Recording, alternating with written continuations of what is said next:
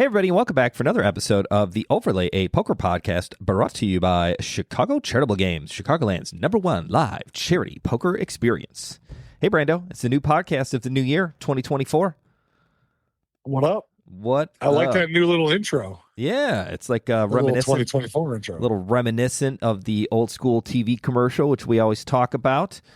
Tournaments are banging. We're in the poker season because there's snow on the ground, which means that's like the #1 time to be inside and playing poker. What do you think the poker season is? Is there a poker season for you, or is it just never ending?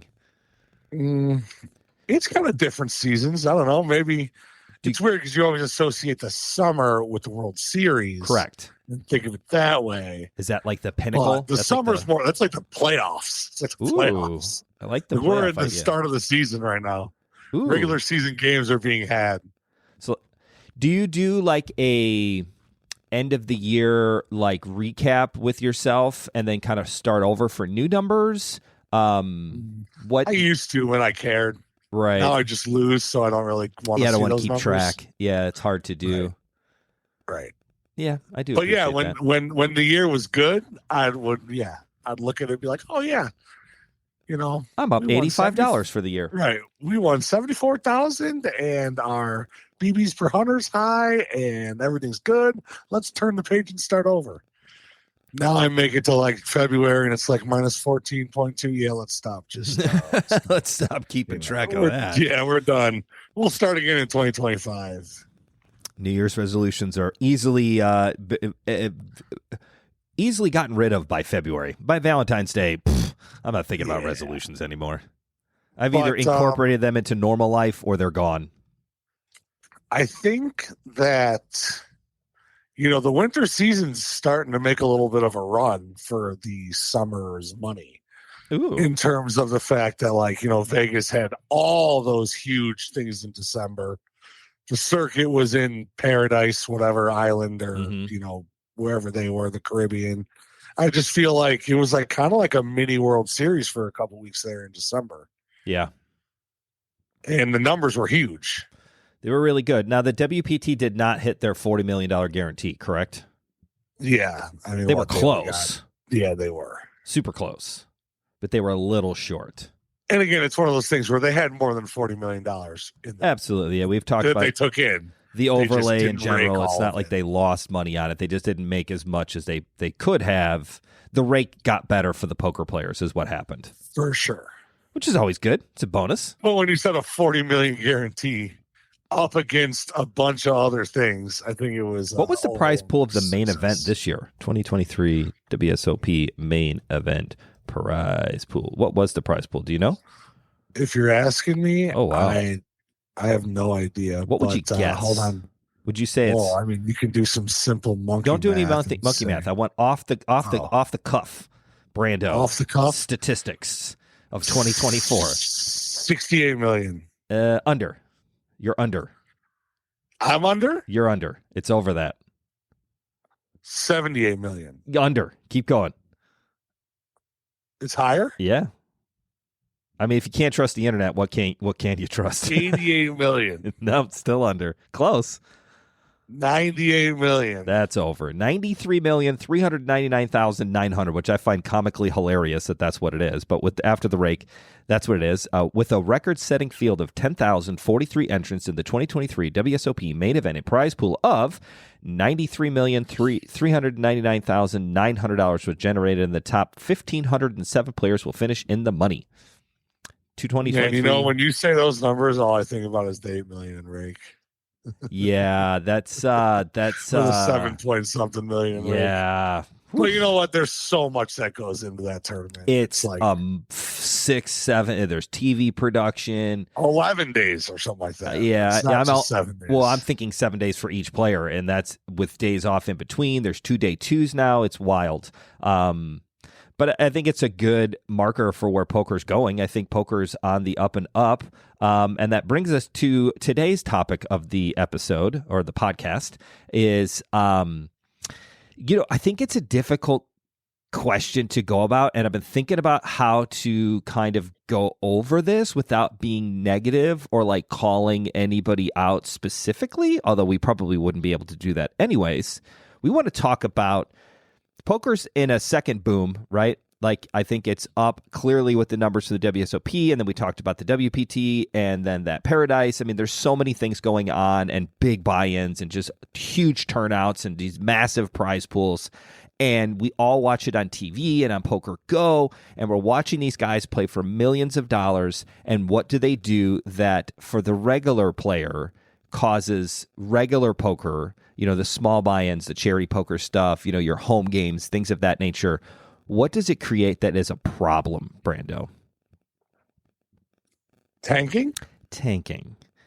We watch these guys on TV, and girls, right? We watch poker players. We watch poker players on TV, and granted, they're playing for, if it's in a cash game, it could be $40, $50, $60, $100,000 bets coming into them. And at that point, there's an appropriate amount of time for the decision-making process. And then you talk about the World Series of Poker final table. We're watching these guys play for millions of dollars, where first place is 12 and probably second place is like $4 million less. That's a big chunk of change. Holy shit, it's even worse than that. First place in the main event was 12 million and change. Second place, 6.5 million. You're talking about yeah, because remember, they wanted it to be more than 12 million because they wanted it to be the highest. Correct, which I'm not a fan of the super top heavy payouts, but it is what it is. Considering ninth place final table gets 900,000, first place is 12 million. I think that gap is too big. And what happens is the play gets significantly slower because the pay jumps are so incredibly large. So obviously there's an appropriateness to the, I think there should be like some kind of tanking evaluation algorithm that you can plug in and be like, okay, if your heads up at the final table of the World Series main event, there's like 10x factor of time availability to you. And then there's $6 million worth of money out there. So you factor that into it as well. And, and you're on TV, which you don't want to make any mistakes and look silly and fold a really good hand when you had the winner and the guy got bluffed on, right? There's so many things that are going on that we watch this on TV and we think, man, these are the best players in the world, conceivably, because they're playing for the largest amounts of money. Maybe I should be playing my game in a $100 deep stack tournament in the same fashion. Wherein lies our problem of tanking, and it's really more of an etiquette question, I think, and kind of what is the appropriate amount of time for a player to make a decision.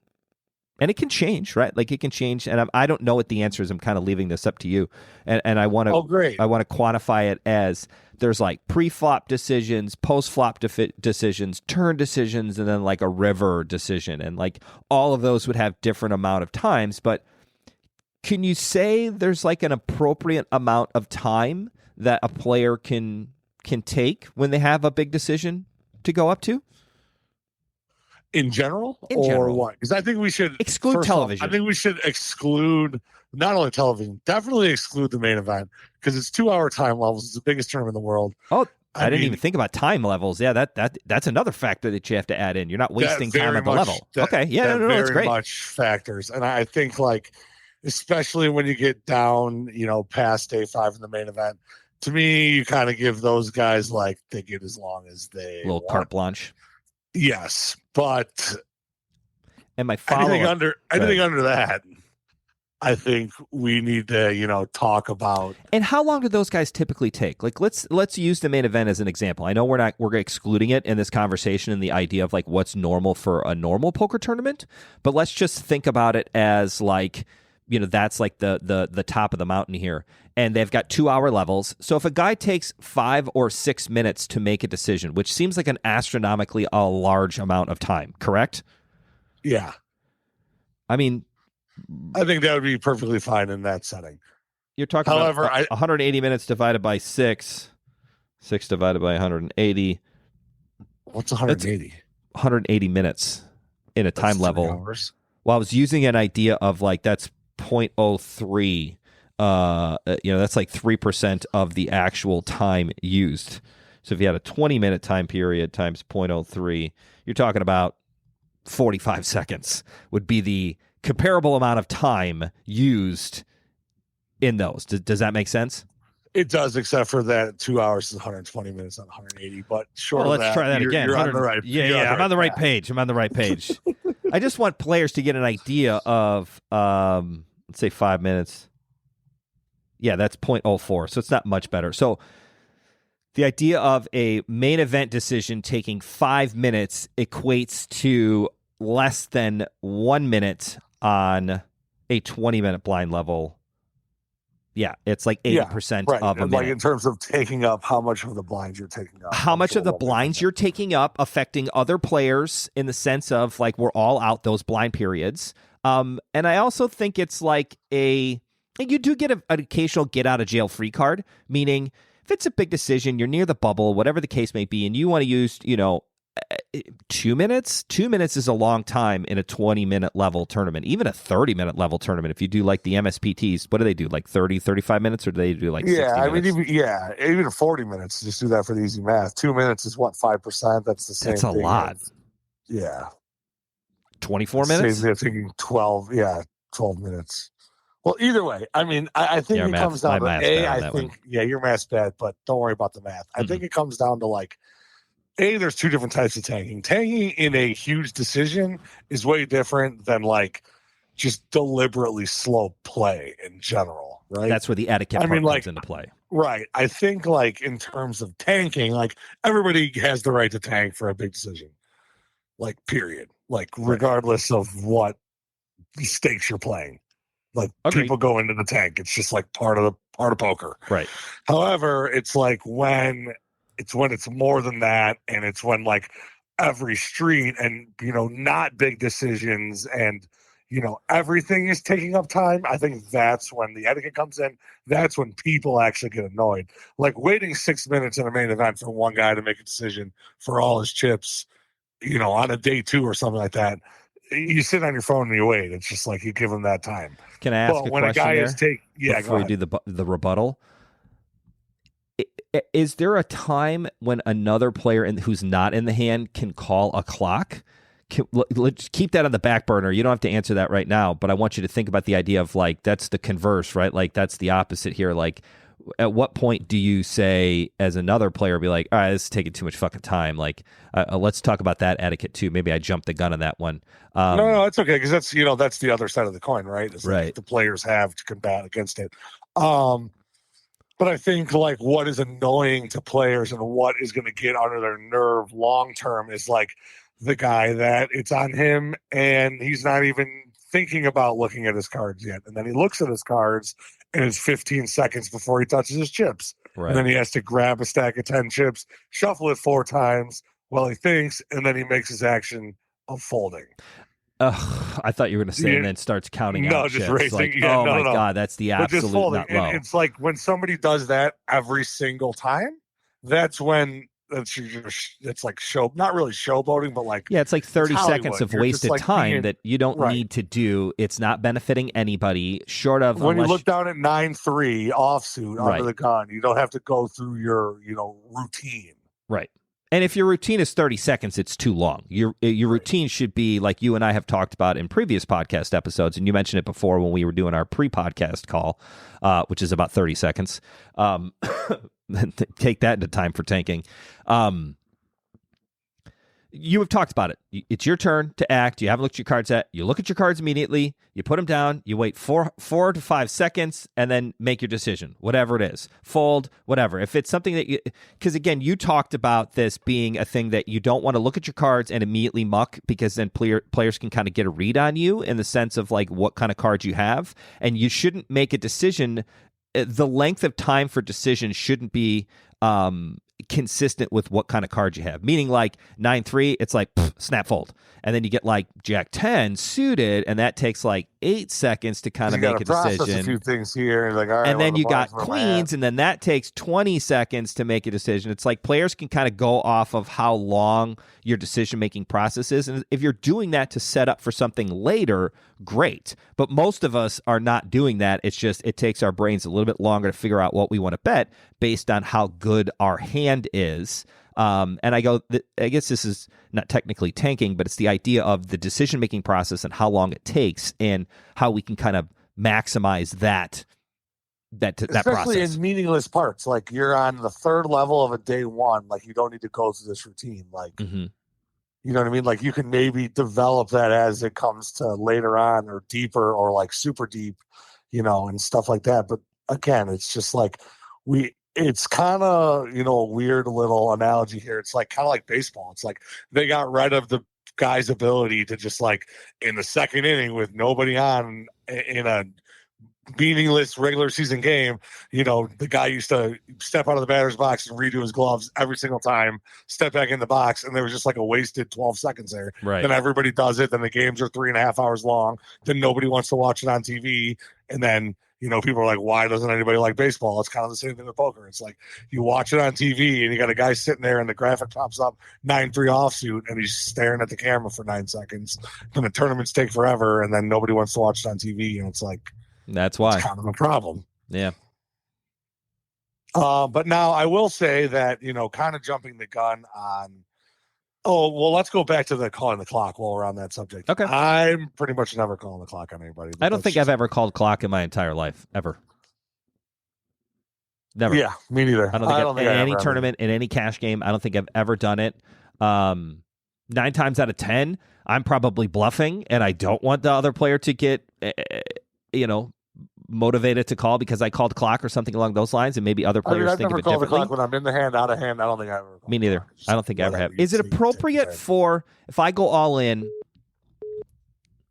and I go all in and it's your decision? Is it ever appropriate for the original raiser? I guess is it ever appropriate for that person to call clock? I mean, or should it always be left up to the table? I mean, obviously, there's extenuating circumstances, but like, is that a way out of etiquette thing? Like, just let the guy make his decision. No, I mean, you can call the clock. I mean, some people do it for like, leveling stuff, and it's their right. I mean, I wouldn't say it's unethical. Okay, that's good. I like that idea. And then I think, like, if you're being like an asshole and calling the clock after 30 seconds, like. That's where the floor would come in and tell them they hadn't have enough time to act yet. And right. Then, so I think there's kind of checks and balances. And is that up to the dealer? It's the dealer's decision to say that they've had an appropriate amount of time, or the floor's supposed to ask the dealer. Yeah. Yeah. So I guess you are subject to the dealer's decision of like if it is. And then my question is, if a statistically slow player is taking even just a normal amount of time to make a decision, do they get kind of penalized for being a slow player in general? I think that's kind of where you run into some problems if you're where people are more short triggered on like the guy's taking way too much time on every decision, every hand, every street. It's like, come on, like let's get this game moving a little bit. And again, it makes the game more fun for everybody, which is ultimately what we want, as poker players, right? And then I think there's a whole nother like annoyance side of like somebody who's just not paying attention or drunk or like they're just slowing down the game, like not intentionally for their own gain, just like because the circumstances have them slowing down the game because they're eating or because they're not, they're dug into their phone watching a sports game. Those are the ones where you're really just annoyed. You're just like, let's call it clock. Like, let's go, buddy. Let's get this game going. The guy that just like is deliberate and slow and methodical, he gets under your skin in a different way where it's like, what do you think you're trying to get here, buddy? Like, I don't even know my own cards. How are you going to know my cards? What kind of read are you going to get off of me? They're different. They're different annoyances, but they are, they are different. But I want to like move to the fact that like, tournament directors and poker rooms have started combating this tanking with a lot of shot clocks and time banks. It's very, very, very popular these days. It is because it does keep the game moving and it makes players make decisions quicker. And again, there's nothing worse, and we've all possibly done it at times. I mean, I've never done it. I don't think you've ever done it, but we're different types of players. We play very fast and quick, to the point of probably a negative, right? Yeah. Too quick sometimes. Yeah. For sure, especially in the casual games, right? But we're making lightning fast decisions. Like I kind of already know what I'm doing, and it is what it is. And right or wrong, that's the decision that I've made. My feeling is when with the time clocks and stuff, it is a lot harder to kind of do. And I think it does penalize the average player, like that doesn't take a lot of time normally. But it does put a different type of pressure, which I'm not a huge fan of. I don't think I would ever have any problems with a time bank or a time, shot clock on like each a 30-second shot clock. Yeah. Like that seems like a long time to me in general to make a decision, but maybe it's not. Right. No, it is. I mean, even if you're playing a time K, you're making most decisions in 20 seconds. Quickly. Yeah. I just don't think I'm going to get any better information than I'm going to have 2 minutes from now. All I'm going to do is talk myself out of it. And if the whole thing that you're doing for 2 minutes is talking yourself out of making a bet or a call, then it's like, why didn't you just fold 2 minutes ago or a minute and a half ago? Take 30 seconds to make that decision. Like, I feel like most players know, like, what's the old adage when you take a test? Like, the first answer is typically your first guess is typically the best guess that you have. Yeah, that's true. I kind of feel like that's a multiple. I guess they're all multiple choice poker decisions. A, B, or C. Raise, fold, or call. Like, that's it. Those are the poker's super, super simple. Like, you don't need much. Now, again, if the tanking comes from, I know I'm going to raise, and now I'm thinking, what's the number that I'm going to raise? I'm a little bit more okay with taking time, right? Like if a guy takes 2 minutes of time, like there's a bet, and I'm all right, I'm going to raise. And well, you're going to 3-bet the button. In my mind, I'm like, I'm raising. And then I'm thinking, okay, well, whatever, and it's how much is in the pot? It's because sometimes like I'll just bet, if the blinds are, 500, 1,000, and a standard open at the table is like, 3K or 3,500, and there's already open for 35. Well, it's like, well, now I got to think about it because there's like some callers in there. So like the pot's not just like 3 times the big blind or 3.5x. Like it's, there's 4,000 of dead money because there were 3 limpers or 2 limpers, and then this guy made it 35, and it's like, well, now I got to try to figure out what do I want to raise to get the, to get a call or to play this hand, but yet plus stack sizing. Is the big blind. There's more. I'm okay when a player takes time and then they bet, meaning they're raising. I am less inclined to be kind or not aggravated by slow play when they just call. I think that's like the second worst option. The absolute nut low is when a player takes 2 to 3 minutes of time to make a decision and then they fold. It's like, well, you spent that much time to decide what you wanted to do on the raise, bet, or call. Like, it's like, I don't know, man, come on. Like, we all have an idea. Like, if I'm looking down at king, queen off and there's already been a 3-bet and I'm looking to, right? Like, I feel like that decision should be made faster. Now, if you got aces and it's a thing, like, okay, that's set that aside. That's like the outlier of these kind of decisions. And typically at that point, you're going to raise anyways. I don't know. Does that hold any water in my theory here? I'm less aggravated when a player raises after they tank versus I'm significantly more aggravated when a player tanks and then folds. Yeah, you've mentioned that a few times to me. Is that the wrong way to think about it? No, I mean, that's just your way of thinking about it. I mean, I'm no less annoyed no matter what their decision is. As I mean, a lot of times, I don't know. I mean, it depends on the spot. Like, if we're talking about a guy all in for his tournament life on the river, like if he takes 4 minutes and talks himself into a fold, it's like, whatever. Maybe he like figured it out and finally made a good fold. But it's different to like, take a bunch of time pre-flop facing a 3-bet and then mucking. Yeah. I don't know. There's just so many different scenarios when it comes to tanking, but I try and just not get bothered by any of it. The only time I get bothered is the drunk guy that's slowing down the game. Right, because his decisions are just hazed by alcohol. Now, I do think that you do see a lot more. It's funny because this is kind of a catch-22, but you see a lot more tanking in tournaments. Mm-hmm.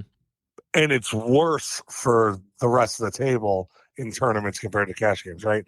Because cash games, typically, it's like everything's pretty standard. Where in terms of big blinds, they're never going up or down. No, there's no blind levels. It's your money. You can always, there's no tournament life at risk. You can always buy more chips. It's more so of just like the money on the river and it being a lot and making the decision for a tanking in a cash game. but it doesn't really hurt anybody. Like you can sit there and like if a guy's waiting 12 minutes to make a decision in the cash game, which is obviously an absurd amount of time. Right. But like, what am I? Okay, cool. I'm going to go to the buffet and get some food. Or you're not, you know what I mean? Like if I'm in one of these, huge stream games, I'm going to stand up and go to the bar and get a cocktail or talk to somebody on the side or check the sports on my phone. Like I don't give a shit how long this guy's taking. You know what I mean? It doesn't affect me personally. Sure. Anyway. Whereas in a tournament, there's a lot more tanking because there is a lot more to compute because the blinds are about to go up and the stack sizes and tournament life and where we're at in the money and ICM and, near the bubble, right. And all this other stuff that there is a lot more, in-depth decision making to be made. And then that like hinders the rest of the players at the table because it's a disadvantage to the other players, right? Because it affects everybody in the entire tournament. If maybe not the entire tournament, but it affects everybody at your table if you're a notoriously slow player, and because then we're only getting a significant amount less of. Well, I mean, even if it's just like 22 hands instead of 26 hands, like those extra 4 hands, through the course of a 5-level day, is 20 extra hands. It's like, all right, like you that I got to just play at a lower level, right? Right. Yeah. But tanking. Yeah, tanking. It's bad for TV too. It is. People don't want to watch people. I liked your analogy of the baseball idea. I love the idea of the time banks. Because then at least then you're strict. Because like I also don't have a problem with a player. And again, I'm using this kind of to be for the actual podcast itself. I don't know if I'm like you. Like I'm never actually aggravated by a player being slow. It is what it is. I'm more annoyed by the guy who talks the whole time at the table. I just want to be left alone to play. I don't want that bothers me. I don't want to engage in 7 hours of your conversation. That annoys the shit out of me a lot more. It's on you, go. Yeah, come on, bro. Like just play a little faster. But I also feel like players get a little bit of kind of like if it's a one time and then that's the only time you're doing it, it's fine. I think where tanking becomes a problem is like what we talked about, where it's every decision is a very painfully slow decision, and that could be 30 seconds, that could be up to 2 minutes in a regular, poker tournament, a one-day event that's got, 20, 30, 40-minute levels.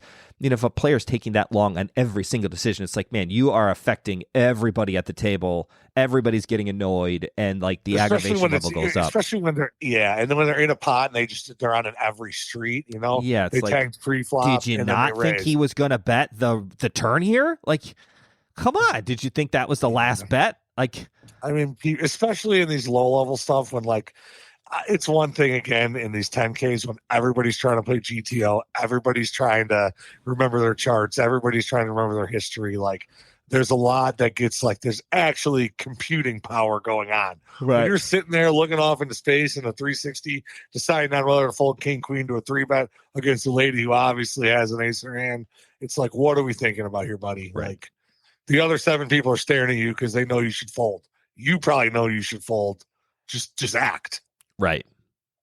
No sense in like making this Hollywood of trying to figure out what to do. Like that doesn't benefit anybody, you included. Like the person doing it, it's just bad on all levels. I think I love the idea of like the shot clock and kind of forcing players to do it. I wish we didn't have to go to that kind of a tournament where there's an actual shot clock. Because it is hard. It's a lot of work for the dealers. It's a lot of extra work for the dealers, and I feel like that could create more. If the dealers focused on this clock, it's like they're less inclined to be focused on the betting and usually like the dealer counts to like usually the dealer gives the guy a second to like act quickly, and then if they don't act quickly, they like start the 25-second shot clock. So the dealer kind of gives them 5 seconds of like, okay, is it just going to go fold here? So I don't have to go click, reset, right, 28, 29, click. Like, they give you a little bit of a wiggle room. And I do think that poker is trending kind of in the right direction I feel like it's gotten faster. Yeah, I would agree. Like, I feel like it was painfully slow where everybody thought you had to make these long decisions. You had to do it. I feel like those days are in the past. Those are 2018, 2017, 2016, when it was the cool, right thing to do. You weren't a pro if you weren't tanking. Right. The problem is that trickled all the way down into the 120 CCG deep stack. Right. Because people watch it on ESPN. And it's like, bro, we're 20 minutes. We are 1/6 of a main event level. Right. Like, we do not have time for any of this stuff unless you're all in for your tournament life on the bubble, on the river. Then you got some leeway here. And even then, it shouldn't be much. But I mean, if you can't make a decision, and then quickly, we're talking about a two-minute tank, right? Not a 6-minute tank. Like, you can make a decision. It's good. And if it's the wrong decision, that's okay. You right, can rebuy. It's $120. Right. Do it again. It'll be fine. Now, I did instantly think of this past WSOP 2023 main event. That Rigby guy, the big guy from Philadelphia that has the diaper dandy, and he was a big he's super action guy that somehow made it really deep in this final table. He knocked out like one of my favorite pros, Chance Corneth, and Chance Corneth like instantly just piled like, I don't know, I want to say like 120 big blinds in with ace king on like day 5 or 6 against this guy. Like instantly, like Corneth took forever and then opened. And then Rigby like had aces on the button, who's been playing every freaking hand on the button. And he like 3-bets them. Oh, and then like Corneth 4-bets, Rigby jams, Corneth just like, I call. Like he took like no time, like 3 seconds. Like in his head, he was just like, the computer would say call 100% of the time. I'm calling, and then he flips over ace king and the guy has aces and he gets knocked out. And then of course in his interview, they were like, why'd you act so fast? They make it seem like bad that he like instantly got it in. It's like, I had ace king against the guy who plays every hand.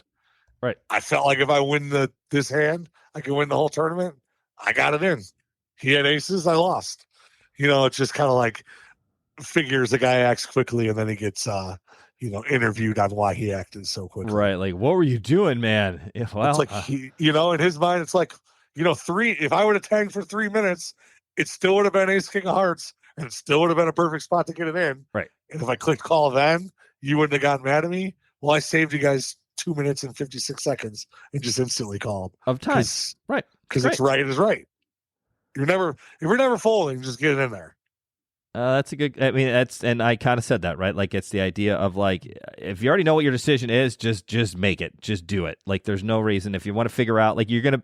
I don't know. I feel like it's just not. It's like when you got kings. It's like you either get coolered. It is what it is. Like, if I lose, I lose. Kings. I am not good enough to fold that hand. If I get kings and there's I lose. And if I lose, I lose. And if it's against ace king or aces or queens and a guy, it doesn't matter. Like, I don't care. Like, if I can hold my head high, I have value in the fact that I am perfectly fine with getting busted from a tournament or having to rebuy in a cash game, be like, what would you doing? Oh, I made a bluff with like 8-9 suited and I didn't get there. Like, that's not what happened. Like, I got all in pre-flop with kings, guy had aces, boom, I lose. Okay, that's fine. Like, there's no shame in that whatsoever. And I feel like sometimes players are, I don't know, have you ever folded kings pre-flop? Maybe a few times, but not like, no, like never. You don't ever really do it. I mean, you're not supposed to. It's just like one of those things. It's on the river PLO. You got the second nuts. It's like, the pot's 1,000. He's got $400 left. And I got a king high flush. Like, it is what it is. And then Alex Foxen. You're either going to call and lose. And then Alex Foxen just rips over the ace deuce nut spades. And I was like, cool, Alex, you win. He took all this time and effort to make his bets. And I was like, bro, I'm snap calling or checking behind you no matter what you do. Like, it does not matter. I am not going to fold this hand. We both, flop was all spades. I had king high spades. He had ace high spades. Like, it is what it is. Like, I'm not. No need for you to take 3 minutes and then call, because you can take 3 seconds and call. Yep. I'm not folding this hand. I lost and he had the spades. I was like, I think in the first, when I checked and he bet, I was like, all right, well, he's either representing that he's got the ace of spades. I know that. Like, I know he's got the ace of spades. It's like, do I think he's got another spade with it or not? And I made the decision to, like, I'm just going to check call the whole way down. And I did. He bet the flop. Turn came, I checked. He bet. I called. River came. I checked. He bet. I called. And then he rips it over. I was like, sweet. Nice hand. I lose. Nice hand. I mean, I'm not upset about it. And you're right. Taking 5 minutes to make that decision on each street or cringing about not wanting to call. I feel like it's like people always do it when they don't want to call. And it's like, well, if you don't want to call, then just don't call. Give it up. Like, it's fine. Like, what are you worried about? Like, why are you agonizing over this decision? Like, I had already made up my mind. I'm calling the whole way through. It is what it is. If I lose, I lose. And that's fine. Maybe that's the wrong way to think about it, but I'm just happy in making those decisions quickly. I feel like it's easier on myself. And again, it's like, well, I just ran into a better hand. Like, I'm not upset by it. Yep. I feel like it's those guys that are like, I'm not folding. I just need a second. It's like, what do you mean here? Then what do you need a second for? Just rip it. Then go all in. Yeah, I think that was something that it's like, what do they call it? It's like a crying call. It's a crying call in a cash game. Like, oh, I know you got the spades here, but I call. It's like, well, okay, I have spades. I'm good. It's the best. I love when a player makes a crying call for me, and then it's just like, oh yeah, no, I got spades the whole time. Yeah, it's fine. Yeah, I would have really loved Alex. Be like, I thought I could have got you off that king high flush. Be like, nope, I'm too stupid. Not gonna fold, sir. Doesn't matter. Well, I think that was a pretty good episode about tanking and the, when to do it, when not to do it, and how to address it at the table. And there should be a reason why you're doing it as well. Like, go through, like, if you're going to sit there and hem and haw, like, at least have something firing in your brain, like, replay the hand. Right. Remember if they were playing all loosey-goosey in the sandwich, and then all of a sudden they're stone face on the river. Right. It's like, at least try and, like, do something constructive. Don't just sit there and be like, I really think you have the ace, but I don't really know. Yeah, I'm always so curious as to what people, what is the thought process that they're going through? Like, either you thought some you were people good. that are actually thinking. I mean, no, I know, but what are they thinking? Replay it all. I know, but like, if it's already down to the river, like, shouldn't you have been making those decisions earlier? I mean, I guess unless like the river changed and put out a board pair or a straight card or a flush card, and then they're bombing at 3x pot. And yeah, like, okay, like maybe that's then you try and dig into a hand history. It's another one of those parts of the equation that gives you a little bit more time to make decisions, and I'm perfectly fine with that. I'm not saying you shouldn't be able to do those things, but But the guy that's just like standing up, switching his cards back and forth with his hands, looking up to the skies of not knowing what to do in agony, and like you're basically just flipping a coin in your head at this point. Right. Flip it faster. You know what I mean? Like, just flip it. Like, okay, get an answer. Do it.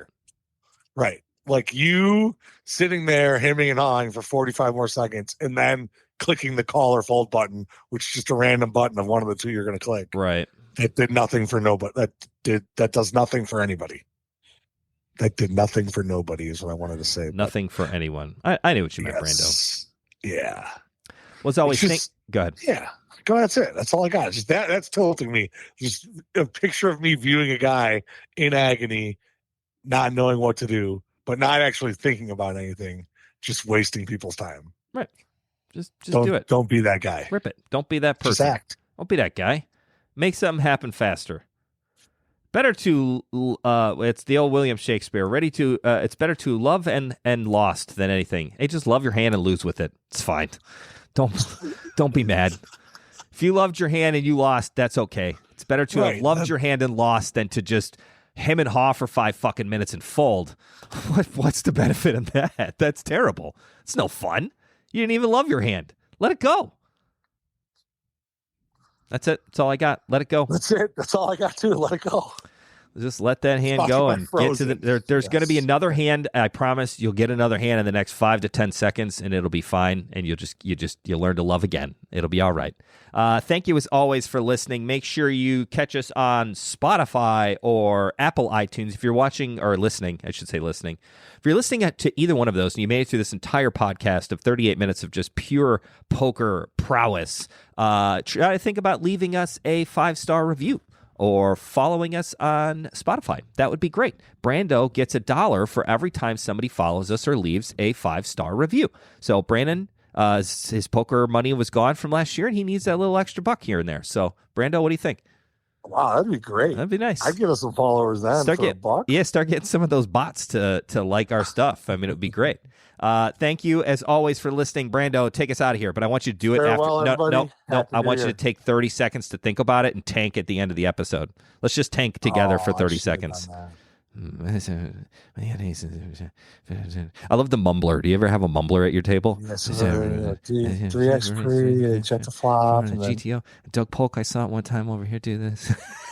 The charts say 45% of the time I'm supposed to bet half pot, but I'm dealing with a guy who doesn't know English. Clock. So I don't know. See you guys next time. Brando, lead us out of here.